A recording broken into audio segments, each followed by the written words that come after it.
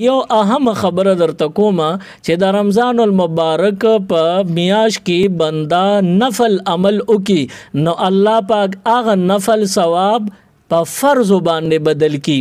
او فرض عمل وکي نو هغه فرض الله په او یا فرض باندې بدل کی خو چرته د یو منبر نم دا आवाज نه دی روچت شوی چې په رمضان کې چا ګناه کبیره یعنی لوی ګناه کړو د پاره بسی زنن ستاسو په ذریعہ ټول ائمه حضرات چې څومره دي خطبه دي اغوی ته دا عرض کوم چې تاسو پر راتلون کې خطباتو کې عمده خبره چې پر رمضان کې چا غټه ګناه وکړه د رمضان په میاش کې دروازې وکړه او که د شپې وکړه خو د رمضان میاش دا تر د اختره پورې د شپې وی که دروازې چا غټه ګناه وکړه نو د تیر شوی کال څومره نیک اعمال چې کړي حج به کړي روزه به نیولي زکات به ور کړي عمره به کړي قران ختمونه به کړي خلکو سره تعاون امداد به کړي نوافل به کړي منځونه جهاد به کړي داسې لوی عبادت به کړي د په عملنامه کې څومره نیک اعمال چې وی لوی وی کواړه ټول اوس وزیو ختم شي